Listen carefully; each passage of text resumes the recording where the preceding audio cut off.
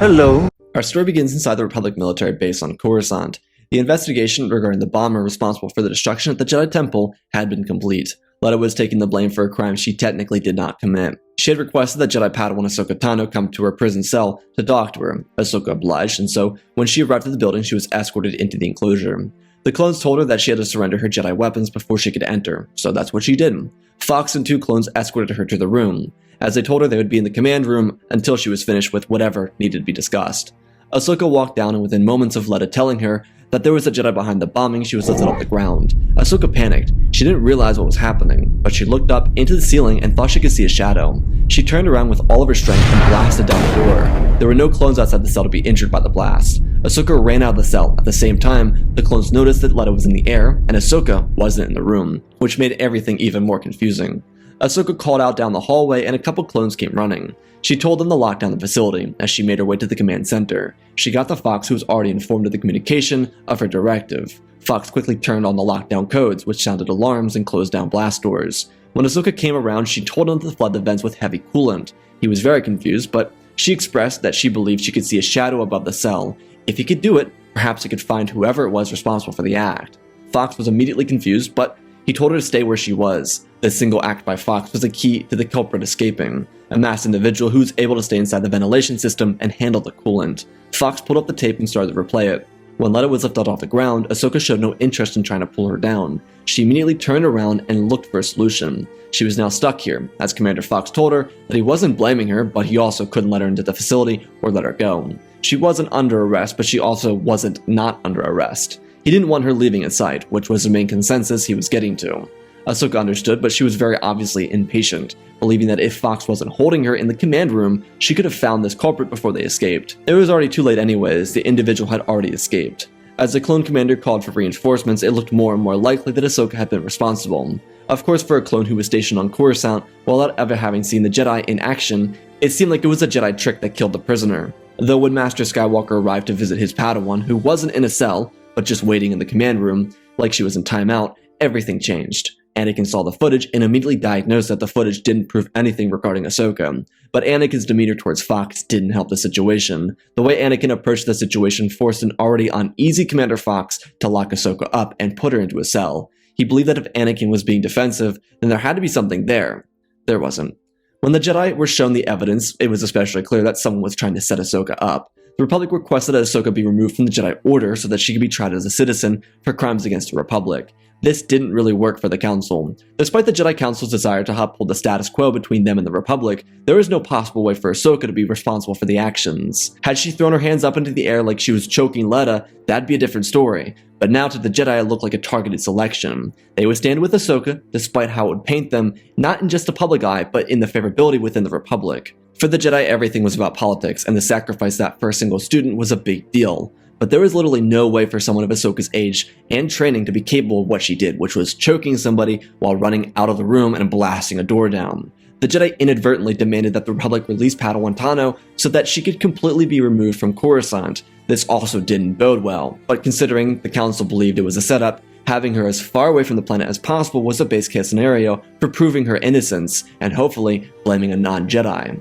They also had no reason to believe that a Jedi would do this, and a lot of Council members hoped that it was indeed the Dark Lord of the Sith trying to frame Ahsoka. In all fairness, it wasn't all that far-fetched to believe that a Sith could pretend to be a Jedi so that they could get away with it.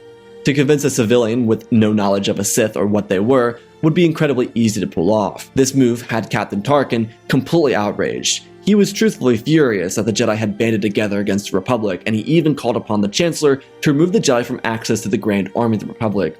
Palpatine had his own plans, and despite the closeness of the former senator and captain, there was no reason to jeopardize the potential effectiveness of Order 66 because of something not even he could prepare for. Sidious did believe a Jedi was behind it, and while the Council tragically banded together behind the Padawan, he assumed that there were others within the ranks of the Order that could want to betray the Jedi. By this point, he had encountered the future Grand Inquisitor, so this entire situation only gave him the optimism for the future regarding Jedi becoming Sith or loyalists to his cause. Anakin and Ahsoka were directed by the Council to return to Cato Neimoidia. That campaign was far more important than this debacle here on Coruscant. It was clearer than ever that the Republic was trying to undermine the collective voice of the Council and the Jedi Order, which is something the Jedi would not stand for. They were going to find the Sith acolyte and bring them to justice. For someone like Ventress, this only bared bad tidings for her. If the Jedi found her, then they would accuse her of conspiring against the Republic and trying to undermine that of the Grand Army of the Republic and the Jedi. That obviously would be unfair given that she had nothing to do with any of this, but that didn't matter. The Republic and the Jedi needed a scapegoat. Luckily, Ahsoka and Anakin had been completely removed from the situation. Skywalker almost removed his apprentice from the situation after her little argument with Captain Tarkin inside the Jedi Temple. He probably should have done that in hindsight, but with a mandate made by the Council, they got right back to Keda Nemodia. The campaign was extremely important, which is why the Jedi were especially focused on the capture of the planet. As they departed back to the battlefront, the investigation only continued to intensify on Coruscant. The Council had sent a number of their best investigators into the temple and into the lower levels to find the culprit. The reason they were dispatched into the temple was simply because of what Leto was said, or reporting to have said, according to Ahsoka. If she was the culprit, she likely wouldn't expose that type of information. So with this added detail, the Jedi were able to start looking inwards. Those who lived within the temple were completely unaware of the investigation, aside from the potential Master Terra Sanube being behind it.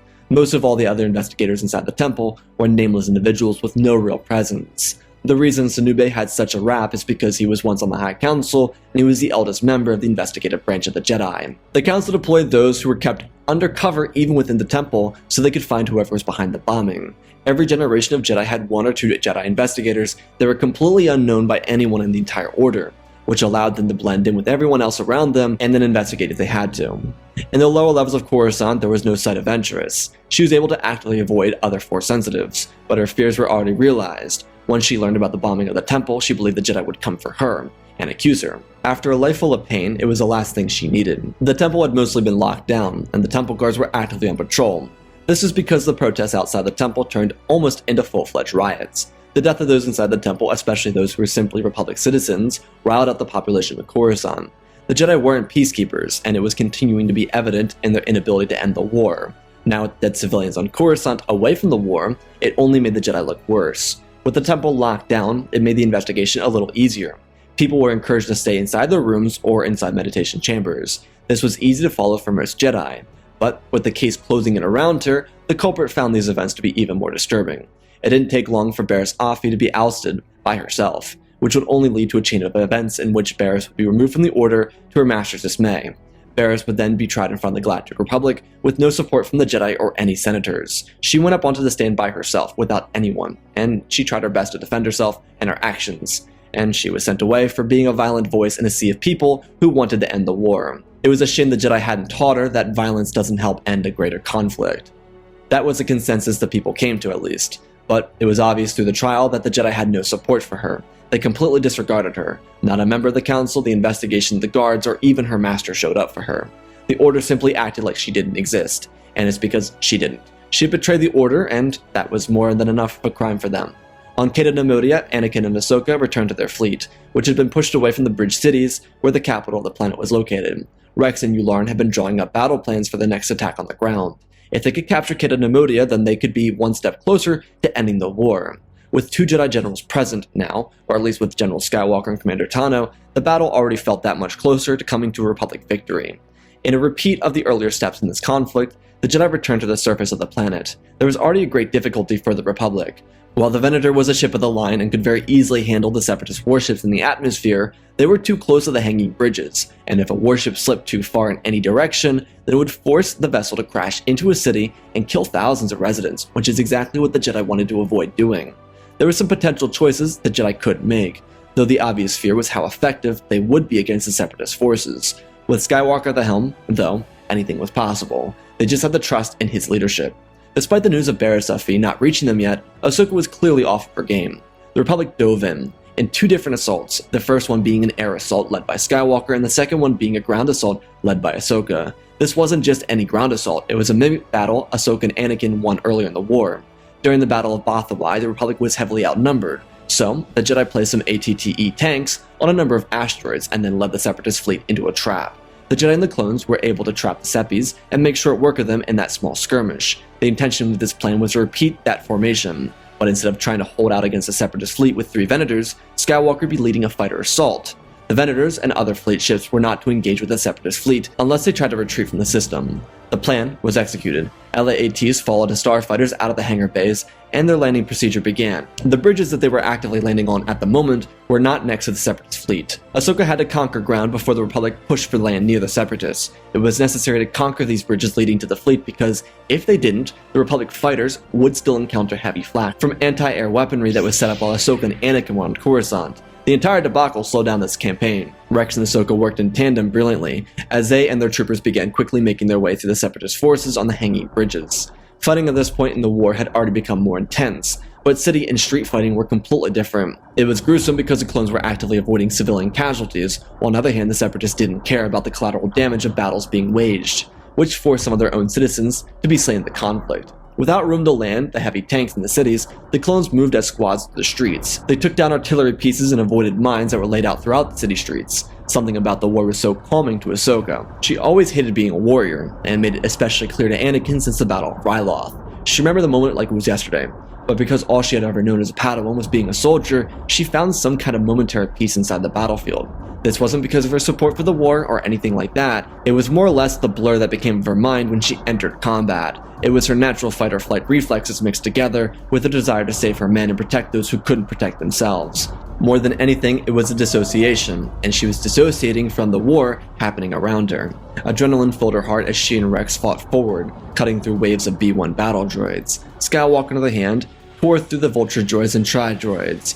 Due to his recent encounter with the buzz droids, he was a lot more wary of running into these little menaces. Thankfully, Ahsoka saved him from dying at their hands before. The battle in the atmosphere was going well. There were Republic-like cruisers and corvettes which were purposely laying down supporting cover fire. It was just difficult for them to get any closer. Despite the clones on the ground able to shut down the flak cannons on some of the first bridges on the way to the capital, the long-range cannons on the Separatist warships, combined with the flak cannons on the capital hanging bridge, made everything more difficult for the Republic. They couldn't push forward until those cannons were destroyed and the heavy tanks were able to land on the capital platform.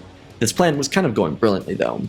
Being that the Battle of Kodia Nemodia was a siege, the battle continued into the night, which was where the Separatists were able to seize some of their territory back. But this was a 501st. This wasn't just any unit. It was one of the most elite divisions in the entire Grand Army of the Republic. They had been from Ryloth to Umbara to the streets of Christophsis to Kodia Nemodia. There was nothing in the galaxy that could slow them down, not even exhaustion. They worked shifts to keep up the assault on the planet at night. The unrelenting assault kept the Separatists at bay and allowed the Republic capital ships to move closer to the platforms that were captured during the day. After the first night since their return to Kodia Nemodia, Skywalker brought Ahsoka into the bridge. She was extremely tired from the day before, and he told her that he had no real reason to keep her here for long, but he wanted to inform her that Bariss was convicted of the temple bombing. She had been found guilty of it. She at first didn't believe him, but he told her that there was concrete evidence against her. He was sorry to inform her, but he also avoided telling her the whole truth. Despite how hard on Ahsoka he was, he actively protected her in his own way. It was one of the biggest flaws in his training of her. He was unable to fully let go and give her everything. This important detail was something she likely would come to a conclusion of in due time, but he didn't want to tell her that Bariss could try to set her up. If the council hadn't seen the footage of her breaking down the door, she likely would have been on the hot seat, and there's no guarantee that she would have made it through the trial, especially if the Jedi believed that she was the culprit. Ahsoka was kind of blank upon learning the information. Not for nothing, the adrenaline high hadn't wavered from her, so she was still kind of meh about the entire thing. It wasn't until she returned to her quarters that she actually did realize. Inside of her room, there was a small hollow picture of her and Bariss. All at once, she realized the implications of what Skywalker told her. Ahsoka was tough, but it broke her heart, straight to the core. She was exhausted though. As she lay on her bed, she started to cry out of the thought of her friend being executed for the temple bombing. Those tears softened the cushion of her fall into a deep sleep. As is the life of a warrior, Ahsoka was awoken by the ship that she was in rattling an alarm singing to her in a jarring state of panic and confusion. She was still wearing the weathered clothes from the day before as she stood up. Her legs were wobbly and she started forward, walking into the door and then the wall as she read the cloudy vision from her eyes, and quickly looked for her master. Anakin was in the hangar bay, prepping everything. The fighters were launching and he was about to join them. He stopped when he saw Ahsoka. He ran to her and asked if she was alright. She nodded her head and asked him what she needed to do. He simply told her that she was alright, she didn't need to do anything. Rex and Jesse had already moved out onto the next platform on the planet. They were able to deploy light walkers into the city and were actively getting the jump start on the Separatists. It was early morning at this point, and the moonlight illuminated the city streets as they pushed forward. While battle droids didn't sleep, they were completely blindsided by this. LAATs rained down from the skies and provided air cover. This move was able to strike the flak cannons early and wipe out a number of them before they could do any damage. As the LAATs pulled away, the ATRTs rolled in and quickly got to work. Anakin put his hands on Ahsoka's shoulders, gently, and told her that they would finish up the campaign. When she woke up, she could join them in the victory celebration. He smiled and told her that she had done well. Ahsoka rubbed her head and watched him jump into a starfighter and lift off, leading the rest of the clones into the war zone. Ahsoka was awake, but she wasn't fully conscious. She wouldn't go back to sleep, so instead she went to the bridge to look over the battle map in the center console, and be as much of assistance as she could to Admiral Yularen. It was a good thing she decided to come up here, because as Skywalker, Rex, and Jesse were making their push for the Separatist forces, a reinforcement fleet deployed. It was a couple of Lucrehulks that deployed. Being that Kata Namodi was the capital world of the Trade Federation, it was reasonable to assume that this was eventually coming. What made it even better is in charge of the fleet was the Viceroy himself. Newt Gunray was here to stop the Republic invasion. He was hailed once the Republic showed up. If Ahsoka was in trial during this time, it likely would have stagnated the Republic's siege indefinitely.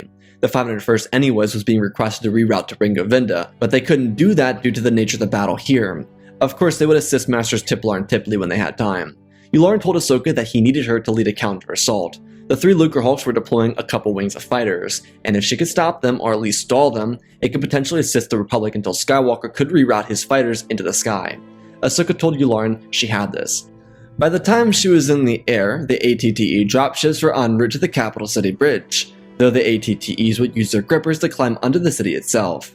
There was a reason for Rex's decision to do this. He wanted to make sure the capital city could not be targeted, and it was also because if they set up below the city, they could target the lower portions of the Separatist ships. It would allow them to cripple the Separatist stabilizers, which would force them to plummet straight to the ground.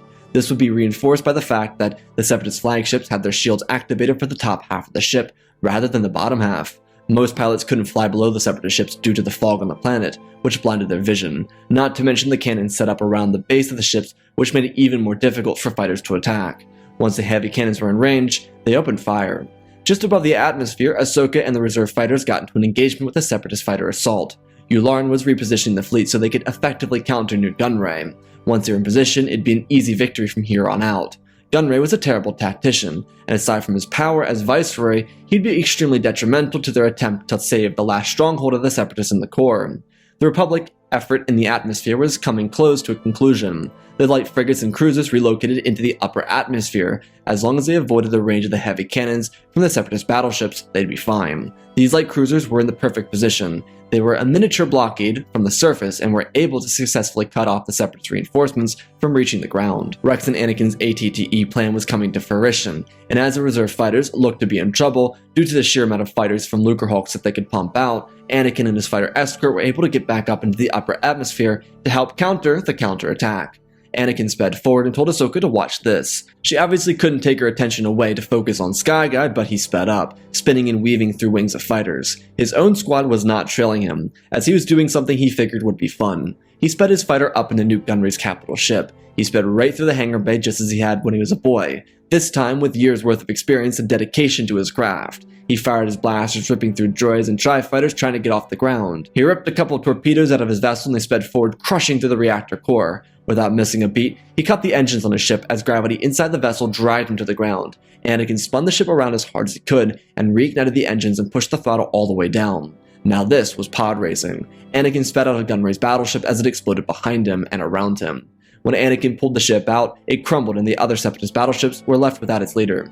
This was a perfect counter. The Lucrehulks since Naboo had been designed and redesigned with ray shields to occupy the reactor cores. Gunray simply didn't have it activated. They didn't even see Skywalker enter the hangar bay, and because he was blasting through the droids inside the hangar, they didn't have time to inform the bridge of the intruder. So to the other battleships, it was extremely confusing how Gunray's battleship just blew up without any rhyme or reason. On the other hand, this was extremely positive for the Republic. Taking down a blockade of Lucrehulks would be hard for vendors to do by themselves. Despite being ships of the line, they were only carriers, and the Lucrehulks were much larger and had a lot heavier shields and armor. But with the minds of Ahsoka, Anakin, and Yularen leading the counterattack, it wouldn't be an issue. This wasn't the first time Yularen had gone toe-to-toe with the Separatist battleships anyways. With Ahsoka and Anakin leading the battle against the Separatists, they were only going to last so long. In the coming hours, the Republic would go and become victorious, and with Rex on the ground, the Trade Federation Investors Group and Board of Directors were all captured inside the capital. It was a perfect way for the Republic to continue their strength in this war. The capture of Kid Namodia was quite the victory. It was a final Separatist stronghold in the core, and it also had one other benefit. It was the capital of the Trade Federation. As the negotiations began between the Nemodians and the Republic leaders, Anakin and Ahsoka broke off on their own. The negotiations were simply conquering talks, how the Republic wasn't here to subjugate the people, but there were a couple things that the local population was expected to do until the war came to a conclusion and they could confirm that there were no more battle droids on the planet. This typically referred to curfews, a slowdown in communication off-world, as well as consistent monitoring. Nothing too harsh. Of course, for those not privy to what the battle droids did to planets they captured, they thought of this as war crimes, and it really wasn't. Anakin and Ahsoka walked through the halls of the flagship, talking about the battle and what was to come next. They believed they were going to be redirected to Ringo Vinda once the planet was fully secured by the Republic, but they were waiting for confirmation from the Council.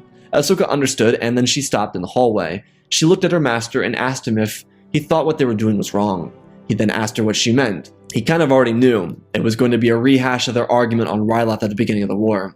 As a child soldier, it was different for Ahsoka than it was for Anakin. He was still young, but she was 14 when she first saw active combat. That was a big difference, especially when he was 19 going on to 20. Ahsoka asked him if he thought that the Jedi were losing themselves because of this war. Anakin looked at her and asked her if this was because of what happened to Bariss. Her face went through a couple emotions, showing off anger, frustration, sadness, and betrayal. Anakin told her that no one wanted the war. No one wanted to be warriors or soldiers, but they were Jedi. It was their responsibility to hold a weight that no one else could bear. Despite his own disagreements with the Council and the Code, he believed that as a Jedi, they had a responsibility to uphold. He told her that he believed that Bariss lost herself. She was a strong individual up until that moment, and it was truthfully a shame.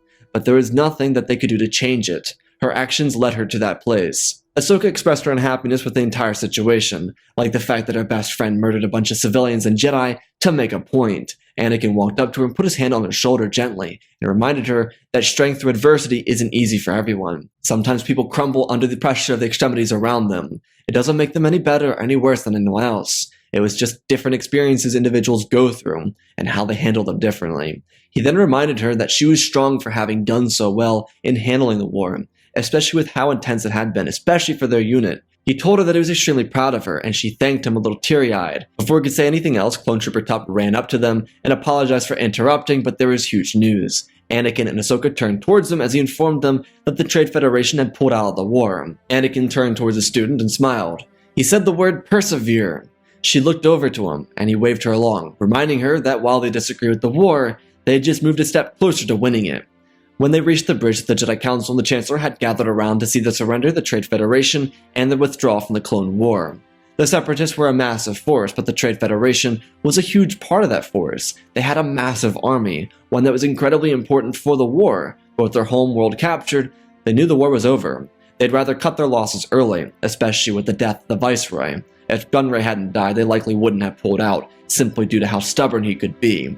This was a huge blow to the Separatist movement, and after the Chancellor expressed his happiness and pride in Anakin, he left the call. The Jedi Council requested Ahsoka and Anakin return to the temple. Ahsoka was almost afraid to ask, which is why she didn't. They told them that their fleet would be rerouted to Ringo Vinda for the next leg of the war.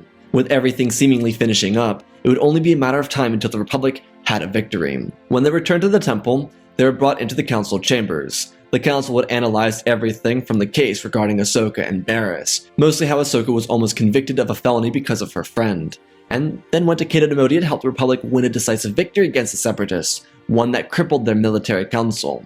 The Jedi believed this was a sign of Ahsoka's great trial. Being that the Force worked in mysterious ways, they saw her actions over the last 3 days or so to be the markings of a true Jedi Knight. Anakin was completely blindsided by this, but he was overjoyed. He turned to his apprentice and watched her facial expressions. Of course, she wanted this role, and she had no aspirations for leaving the Jedi Order, nor did she ever consider it at this point. She was kind of upset, not for nothing. She didn't have the words to fully express or understand how she was feeling. The council then asked Anakin if he believed Ahsoka would be ready to surpass her trials. He smiled and stepped back. He told Master Windu that he believed Ahsoka had been ready for her trials since Felucia. He looked at Anakin in a way that he respected his demeanor. Did he agree with the level of cockiness being displayed? Not really, but he did understand the pride in his apprentice. Ahsoka was one of the youngest in the Order to ever become a Jedi Knight at this age. It was a rarity, but it was greatly in part due to Anakin. Anakin turned to Ahsoka and asked her if she was ready. After all, to Anakin, it was her decision. If she wanted to continue being a Padawan, it was her choice. If not, then she would just be a knight. Ahsoka stood in silence for a moment, and the council told her that she could think about it if she wanted. They had time before they needed to go to Ringo Vinda. Ahsoka nodded her head and quietly shuffled out to the door. There were a lot of emotions inside of her. Anakin bowed and thanked the council, informing them that they would be back. They watched Anakin follow Ahsoka out and into the elevator. Anakin asked her if she was okay, and she was kinda meh. It felt so wrong. The way she was able to get this promotion through the failure of one of her peers. Anakin shook his head. She was perceiving this all wrong. With the whole trial over and done with, and the protests outside the temple quieting down, the council was able to analyze the strength and resilience Ahsoka displayed. Truthfully, at this point, Anakin believed it would be common for Jedi to reach the rank of Knight around the time he did, which was 19. Obi-Wan reached it at 25, which was much more common before the war. But Ahsoka was an exception. She was an exceptional individual, and she had done so well with maintaining her composure. She twisted her head and telling him that she didn't feel like she did. She was grateful, but she didn't know how to just accept that honor. Anakin reminded her to stay the course. The challenges would only continue from here, but the council wanted to reward her. Not for nothing, this was doing wonders for Anakin's trust in the council too. He had a lot of adversity with them, but his lessons to Ahsoka were reminding him to stay the course as well, even though he didn't always agree with her decisions or actions. They stood in the elevator as it dropped to the center of the temple. Ahsoka told Anakin that she was ready. He pressed the button and it shot back up into the chambers. She exited and then stopped. There was a small roof between the council chambers and themselves. She turned to him and told him that she was thankful for everything he had done for her. He placed his hand around her shoulder on the far side of her shoulder and pressed her forward gently. He smiled and told her that she did all the work. All he had to do was just deal with her snippiness. She gently shoved him in the side with her elbow as they walked back into the chambers. Anakin stopped at the door as she slowly walked into the center of the room, and she told the council members that she had made her decision. Yoda jokingly commented on how quickly she came to her conclusion. She smiled and was told to kneel as every master in the room stood from their seat and ignited their lightsabers. Ahsoka was told to kneel, and Yoda stood before her and told her, "By the will of the council, by the will of the Force, we dub thee Jedi Knight of the Republic." Ahsoka's Padawan was removed from her head, and she rose. In the corner of the room, Anakin smiled with the biggest grin on his face. Ahsoka bowed and walked over to Skywalker with a smile on her own face. There was some fear, but also excitement. It didn't feel real. The moment felt like an eternity, but the moment it was over, it felt like it happened all too quickly. As they turned to leave the room, Mace Windu called Anakin's name. He turned back, and Mace requested him to stand before the council. Ahsoka was dismissed. He nervously turned around and walked to the center of the chambers. Mace told him that his actions as Ahsoka's master were very impressive. It was rare to complete someone's training in such a short period of time, let alone at the age Anakin was when he completed it.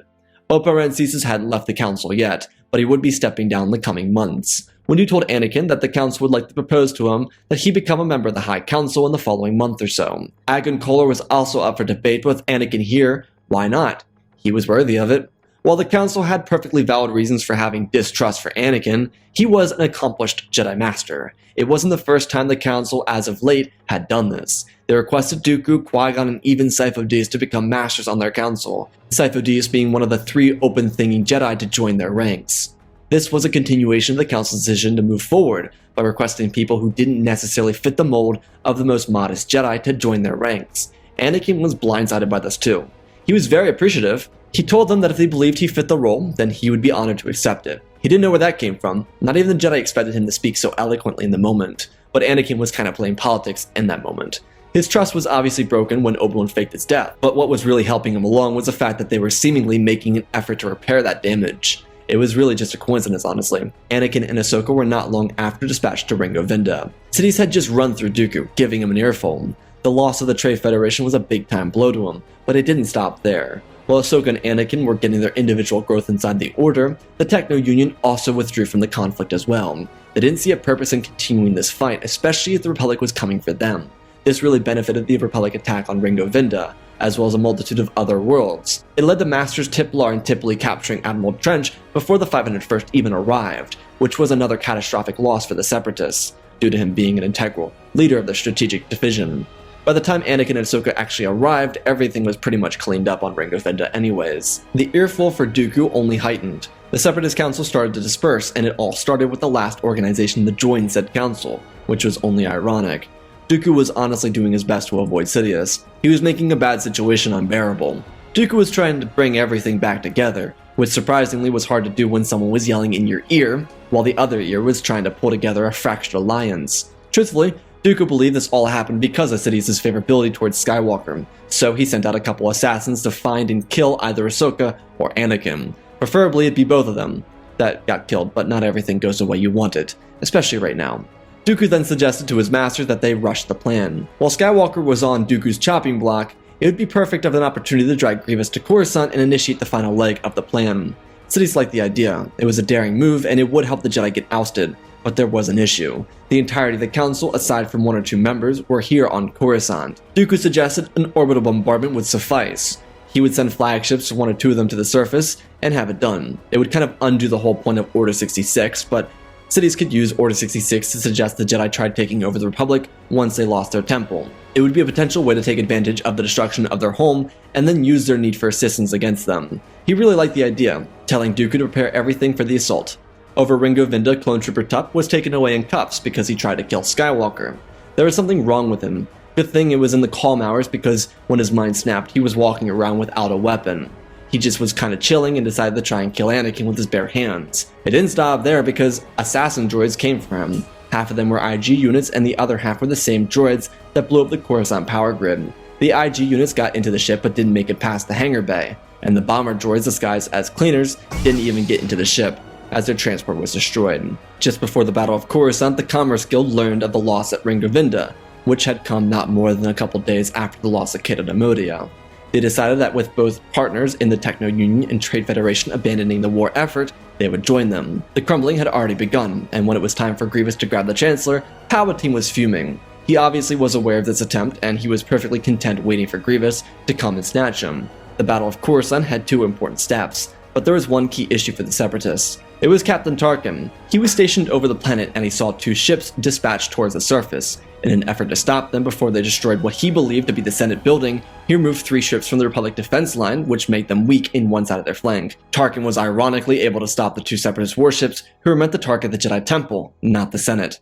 With the Council on planet, they very quickly came to the Chancellor's aid, but Grievous was able to escape. During the escape, he grabbed the Chancellor by the neck. He was impatient. Sidious was crippled. He used the Force to stop Grievous from crushing his windpipe, but that wasn't quite enough to stop him from crushing his spine at the top of his neck. Grievous could see a shuttle of Jedi ships arriving to his location, and despite his skill, he wasn't going to challenge the entire Jedi Council at the same time, especially with his mission being capturing the Chancellor. Skywalker and Tano were rerouted from Ringo Vinda to Coruscant once the news reached them. They would be there soon. By the time the disabled Chancellor was brought back into the Invisible Hand, Ahsoka and Anakin were speeding through the battlefield in their starships, Master and Apprentice on a mission to save the Chancellor. Anakin informed the Council as they arrived that they would retrieve Palpatine, which was fine for the Jedi considering they had a couple landing transports to deal with. None of the other Separatist warships broke through the atmosphere. It was only landing vessels to distract Republic forces from Grievous's already finished mission. Anakin and Ahsoka were able to quickly penetrate the shields on the hangar bay of the Invisible Hand and begin their landing procedure, which eventually led them to the spire on the vessel.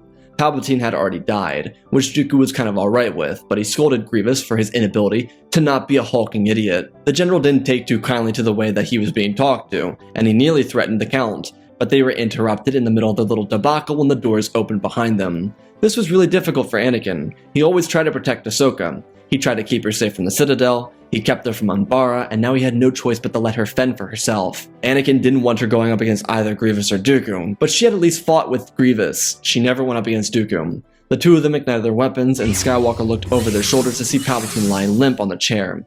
Anakin demanded to know what happened to him, and Dooku just smiled, telling Grievous to kill the pet.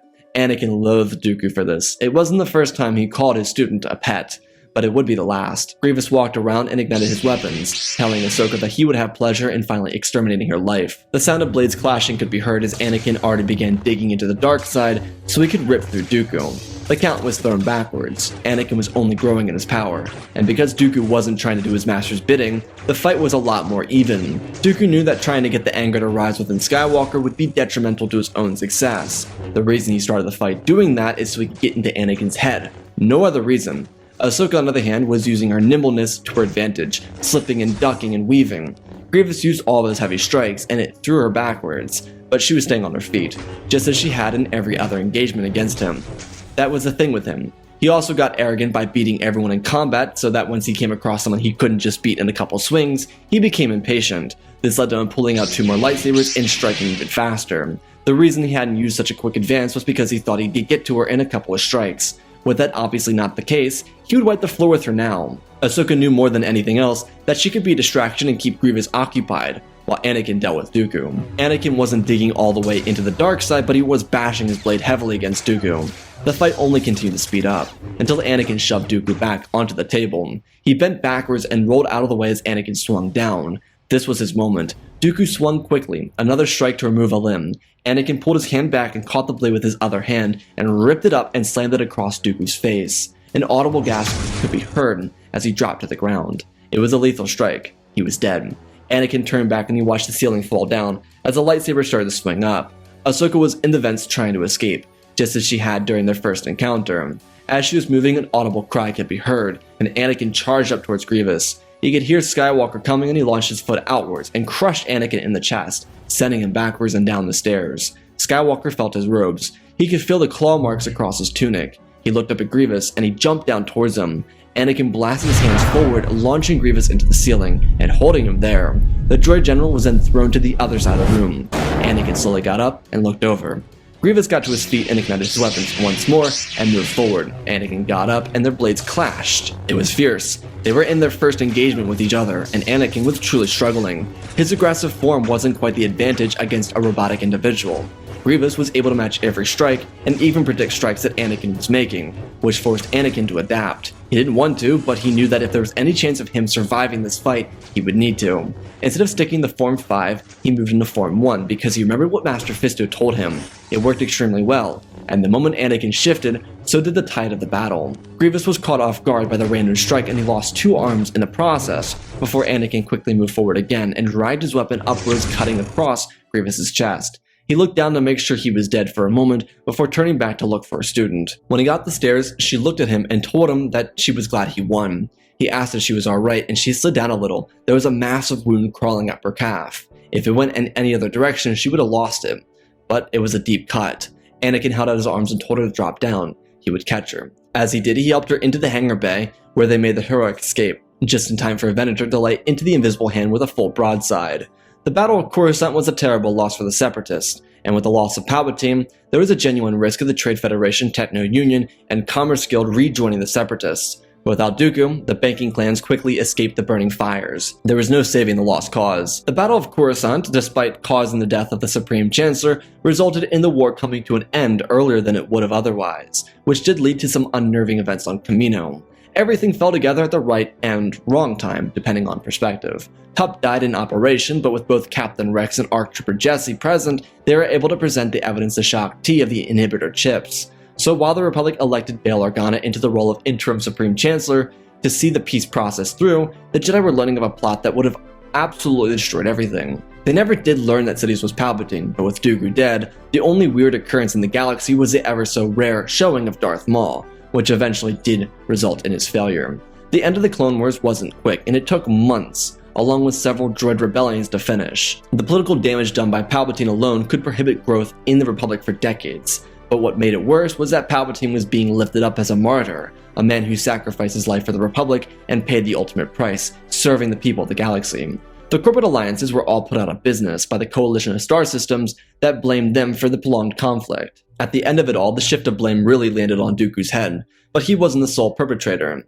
As long as there was someone to blame, then that's all the Republic needed for the restructuring process. Anakin and Ahsoka were hailed as heroes for their actions on the Invisible Hand, and a couple weeks after the events on Coruscant, Anakin would get his council seat. By the time Anakin joined the council, he was acting one of the most important times in recent history for the Jedi Council, and his words inadvertently helped shape the foreseeable future for the Jedi. It also helped that he was the youngest master in the council. His presence there added to the diverse opinions that changed the Jedi's perspective into a more centralized role, one that wasn't so focused on Republic politics. These ideas did come from his student too, who after the war went out on diplomatic missions with Padme Amidala. Captain Tarkin was court-martialed as well and never seen again afterwards. In the year that followed the war, Ahsoka would take it upon herself to train young Gungi in the Jedi arts. She almost selected Katuni, but she wasn't ready to pass her youngling trials. Plus, not for nothing, Anakin loved teaching so much that he wanted to do it again. Surprisingly, due to the amount of time he was on Coruscant, there was no sign of children from Padme and him after the war ended. It would take 3 more years until they had their first child, named Ranesh Skywalker, who was a son. After another 2 years, they would have twins, Luke and Leia, which wasn't nearly as planned as the first one was. All these additions to Anakin's life never actually changed his stance in the Jedi Order. He actually fell more in love with the Order itself. Training Ahsoka to knighthood and watching her train a Jedi Wookiee was such a pleasure to him. On top of that, he got to enjoy training Katuni in the years after the Clone Wars, though as he trained her, he realized how different it was training a student in a time without war. It was almost tragically easier to train a student during wartime, mostly because it required one to adapt in life or death situations consistently, so they always had to be ready to learn on the spot. Ahsoka's time training Gunray would be very enjoyable for her. Without her master ever turning to the dark side, she never had any fear of becoming him or becoming dark in the first place. She was championed as one of the great Jedi Knights of her time. When the time came for her to become a master, she took the opportunity and even joined her master on the High Council, though she didn't join till she was in her 30s. This was mostly because training Wookiees took a lot more time than training regular species like humans. But she wasn't in a rush to join the council anyways. It was also a great look at Yoda's legacy, but even more so Obi-Wan's, being that both Anakin and Ahsoka followed him and joined him on the High Council. The Jedi with these newer and younger voices began to branch out, but it would take time. The time would come when the elder members of the Order and the Council stepped down or died out. But the future was brighter than ever before, with 3 Skywalker children enjoying a life full of happiness with both of their parents, as well as the Jedi being exactly who the galaxy needed them to be. The Force was finally back, in balance. And that, my friends, is our story. Again, special thanks to Galvin Gaming, Tristan, Darth Revan, Pimp Diddy Bane, The Last Jedi, Apollo, Weeboo670, Anikush Dank Runner, CT7567, Oz of Oz, Darth Nox, The Eternal Padawan, Johnny Naguin, Sansa Skeleton, Jedi Sloth, Mr. Yeet Gamer, Lord Calic, Youngling Slayer 66, Madman Studios, Anakin 003, Fortis Legacy Star Wars, Lemon Knight, Rex the Wolf, the main first names, Dark Saint 46, Baron Joshua, and Lord Deadwing for supporting the channel. If you want that list to get longer, go check out the Patreon. There's other cool updates on there. There'll be more updates as the Sith Clone Wars gets ready to come out on November 4th. Be there or be square. That's what we're saying. Haha, got him. Anyways, let's talk about the story real quick. So we kind of did like what if Ahsoka stayed in the Order before, and that went in a much different direction, and I'm happy that we did how we did it in this video. I think this one has a different approach to it, and allows kind of the Clone Wars to go in a different direction. I thought it'd be interesting to have the Trade Federation resign from the war, because I don't think we've ever done that before, and I don't think I've ever seen that anywhere else before, so I was like, that'd be kind of cool, like the Trade Federation being, the Battle of Kid and Amodi is a big deal, which is why the Jedi were there for so long, and it's where Plo Koon was at the end of the war, and so I'm suggesting that without Gunray or the Trade Federation, the Separatist movement would basically crumble, and so they'd have to rush the Battle of Coruscant, and, it was kind of fun having Ahsoka and Anakin fight Grievous and Dooku. It was kind of like a weird kind of thing going on there, but Ahsoka's done well against Grievous in canon twice, so kind of figure that worked out pretty well. Anyways, I love you all, spread the love, and always remember, my friends, may the Force be with you.